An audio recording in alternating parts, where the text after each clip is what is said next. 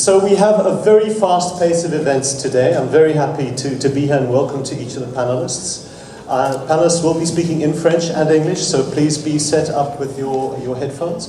But the question we are dealing with, and we will look at from 4 different perspectives, is what does supporting education as an accountable human right involve at a time of growing privatization in education?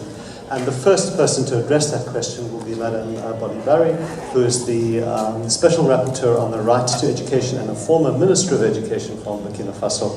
Madame Barry.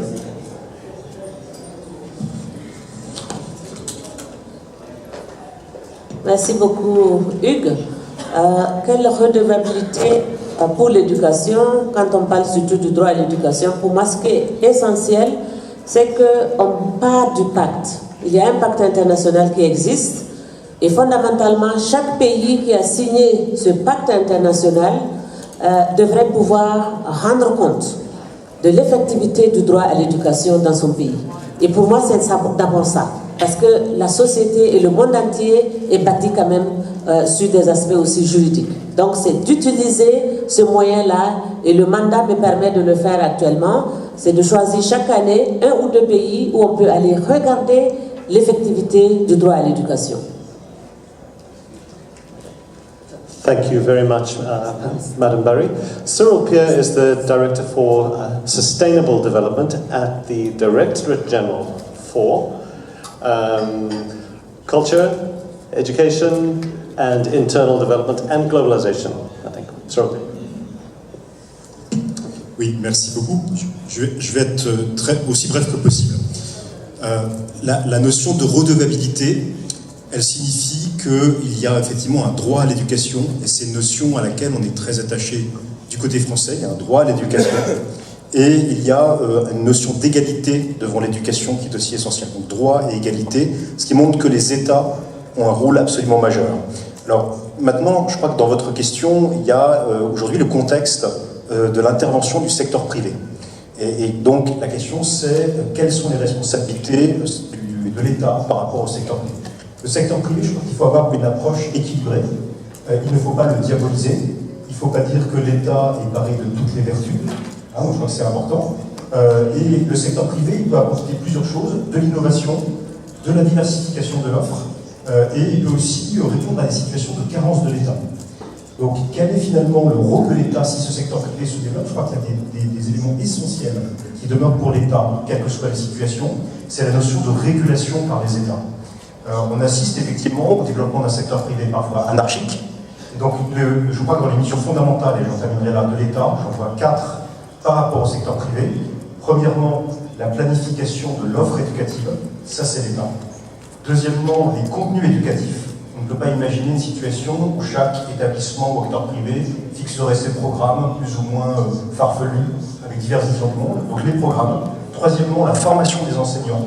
Ça c'est essentiel. On ne peut pas imaginer des gens qui s'improviseraient enseignants sans aucune vérification de leur titre. Or, il y a des risques qui existent à ce sujet. Quatrième rôle de l'État en termes de régulation, c'est la question de la valeur des diplômés. Là aussi, les diplômes, c'est un bien commun de savoir si un diplôme est valable. Donc ces 4 fonctions-là me paraissent essentielles dans le contexte que vous décrivez.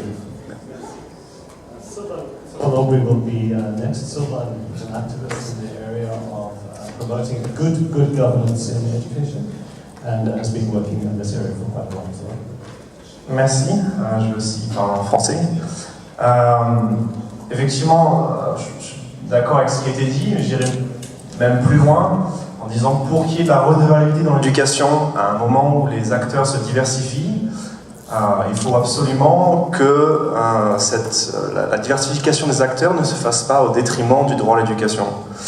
Et quelque chose qu'on oublie souvent, c'est que le droit à l'éducation, c'est pas seulement une valeur morale, des choses qu'on dit en l'air, ce sont des droits qui sont, comme l'a dit Madame Bolly Barry, dans des traités internationaux, et qui sont donc des droits durs qu'on peut demander. Et donc pour nous, ce sur quoi on travaille, c'est de faire en sorte que ces droits ne soient pas juste des droits qui restent dans les traités, mais qui soient amenés à être réalisés. Donc, par exemple, une initiative sur laquelle on travaille avec de nombreuses autres organisations, c'est de développer des principes directeurs de droits de l'homme qui regarde les traités, la jurisprudence, la pratique qui était faite du droit international, de façon à expliquer de manière plus concrète ce que veut dire le droit à l'éducation dans le contexte actuel de croissance des acteurs privés. Donc, par rapport à ça, on peut définir des critères que les acteurs privés ou l'existence d'acteurs privés ne devrait pas remettre en cause. Donc, je pense que les critères que vous avez évoqués seraient nôtres, j'en ajouterai d'autres. Il ne faut pas que l'existence d'acteurs privés crée des discriminations, par exemple entre les plus riches et les plus pauvres. Il ne faut pas que l'existence d'acteurs privés change la nature de l'éducation dans un bien qui soit commercial, où ça devient une compétition plutôt que des savoirs accumulés. Donc c'est ce genre de direction dans laquelle on essaie d'avancer. Thank you very much, Sylvain. Madame Barry, would you like to, before we go to our fourth panelist, I want to know if there's a quick response from Cyril and Cyril Pierre. Madame Barry. Oui, merci beaucoup. Je pense que les deux intervenants ont vraiment touché le fond du problème. Parce que dans un contexte où il y a une sorte de diversification, de diversité des acteurs, on ne peut pas diaboliser le secteur privé. Il faut être pragmatique. Et en termes de pragmatisme, je crois que ce que Sylvain vient de dire tout à l'heure, c'est de s'assurer que le secteur privé soit encadré. J'ai été ministre de l'Éducation et je vous assure que ce n'est pas facile. Vous arrivez dans un secteur et dans un contexte qui est concret, où il y a le privé, par exemple, confessionnel, qui fait un excellent travail sur le terrain, et puis vous avez aussi à côté l'État, mais vous avez aussi les expériences innovantes de la société civile. Alors, vous constatez que ce secteur, une partie de ce secteur privé fait un excellent travail à la fois en termes de qualité, mais aussi vous accompagne pour que vous vous assuriez que l'ensemble des enfants ont la possibilité d'avoir l'éducation. Qu'est-ce que vous faites? Est-ce que vous décidez de dire à partir d'aujourd'hui, le secteur privé, je fais fi et je fais autrement? Non. Ce qui est essentiel et important, c'est de s'assurer que ce secteur privé respecte, la vision de l'État, comme il disait, qu'il y ait des mécanismes aussi de contrôle du travail du secteur privé, parce qu'il y en a effectivement qui décident, par exemple, dans des salles de classe, qu'on ne va pas inscrire des enfants handicapés ou des enfants qui sont en situation de handicap ou des filles parce qu'elles ne réussissent pas vite ou des gens qui sont de familles pauvres parce que ces gens-là n'ont pas les capacités nécessaires ou demandent un appui supplément en termes de supplément au niveau des enseignants et ça leur coûte cher. Donc, c'est aussi d'encadrer ce secteur privé pour s'assurer qu'il respecte les principes minimums de l'État pour s'assurer que vraiment tout le monde organise et cette effectivité aura lieu. Merci. Tout à fait d'accord avec ce qui vient d'être dit. Je voudrais dire que les travaux de M. Aubry sont tout à fait importants et intéressants à un moment où le défi démographique en Afrique fait qu'il peut y avoir un appel d'air très important pour le secteur privé. Et donc, ces principes de régulation de l'État sont essentiels. J'ajouterai aussi un principe clé, c'est la continuité du service. Parce qu'on peut très bien imaginer des écoles privées qui poussent comme des champignons, puis qui ferment 4 mois après, et qui reprend les enfants et qui garantit les droits des enfants. Voilà, travaux très importants. Thank you so much. Our last speaker I'm going to ask to respond to the discussion so far is Helen Dabo. Helen is the Deputy Regional Coordinator for the Asia Pacific Regional Secretariat for the CSEF GBE Fund for Civil Society Education Hub. Helen, thank you. Your comments.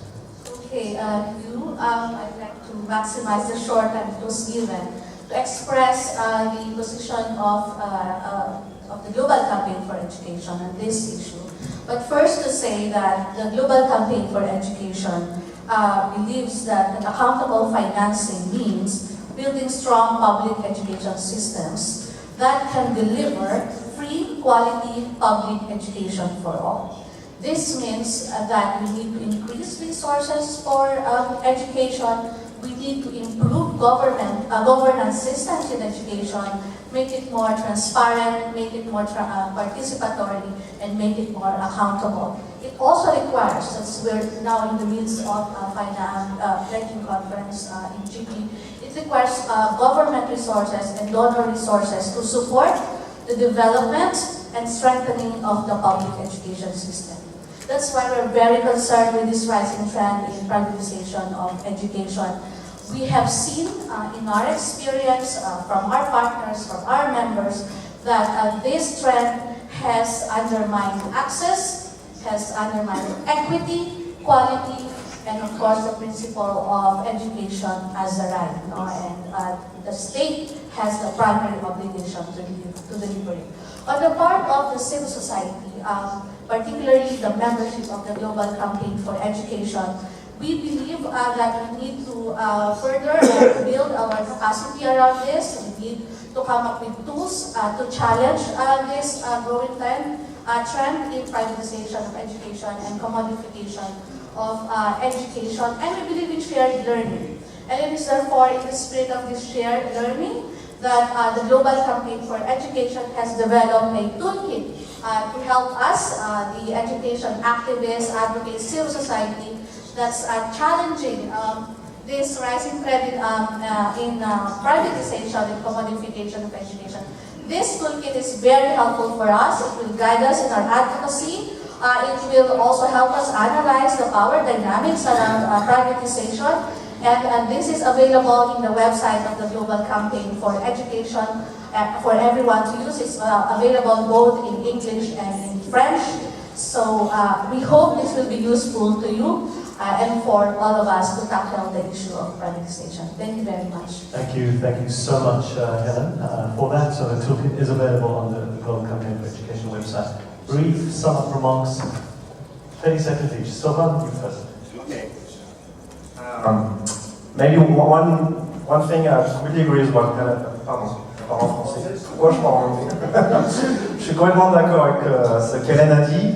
Et je pense qu'un autre principe vraiment à mettre en avant, alors on est en train de développer des principes, il y a 50 principes sur 10 pages, je ne peux pas tout expliquer, mais un principe important, c'est que pour nous, c'est que quand le secteur privé existe, s'il existe, et pas forcément qu'il existe, qui ne remettent pas en cause l'éducation publique. Le secteur privé peut exister comme moyen de renforcer, de complémenter éventuellement là où il trouve le secteur public, il ne doit pas remplacer le secteur public. C'est là où ça risque d'être dangereux, sinon on risque de donner l'éducation qui est un bien qui est pour tous, à des acteurs qui, eux, ne sont pas contrôlés démocratiquement. Donc ça, c'est un principe important qu'a mis en avant Hélène. Peut-être la dernière chose que je voulais mentionner, c'est que les principes directeurs qu'on est en train de développer, on est dans la dernière année de travail, ils vont être finis d'ici la fin de cette année, et donc il y a encore une occasion à toutes les personnes intéressées de pouvoir participer à leur réflexion et développement. Oui, je voudrais dire vraiment à quel point ce travail est intéressant sur les principes directeurs. Il faut qu'il soit aussi, au-delà des principes de droit, je pense que c'est important qu'on puisse faire des recommandations concrètes pour les politiques publiques et pour l'action des bailleurs. Enfin, en tout cas, on est demandeur à ce sujet, parce qu'on a beaucoup de codes internationaux dans beaucoup de domaines. L'opérationnalisation sera très importante. Je pense que c'est fondamental ce qui vient d'être dit. Ces principes sont vraiment utiles parce qu'ils vont aider l'ensemble des pays à regarder un peu plus la place de chaque acteur. Et pour moi, c'est ça aussi, cette question de diversité des acteurs, il faut absolument qu'il y ait un principe qui permet de dire quel est le rôle et la responsabilité de chaque acteur, mais qu'il y ait aussi des instruments qui permettent de suivre ce processus. Et je pense que si j'ai vraiment une proposition à faire à l'équipe, c'est de dire surtout, il faut le rendre concret et opérationnel.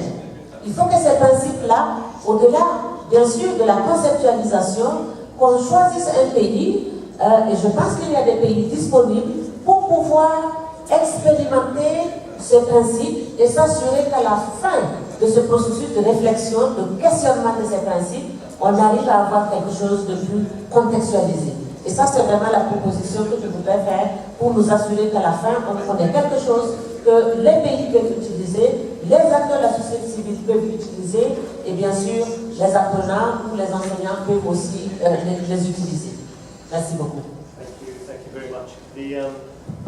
The right to education is very clear that education needs to be free and available to everyone who requires it. I think we understand from a policy point of view that we've got to get to that. It's an inescapable and unavoidable commitment that all of us have made. but we need to negotiate quite a complex world in order to get there. And I think, agree on that, and I'm really interested in the different perspectives that we've brought from here, from Larry, from the perspective of government and global governance for the human rights, Cyril here, long involvement in French ministries, and Helen, of course, your activism as a civil society activist, and Sylvain from your work as a rights activist, with different perspectives. So thank you very much to all of you. Thank you very much.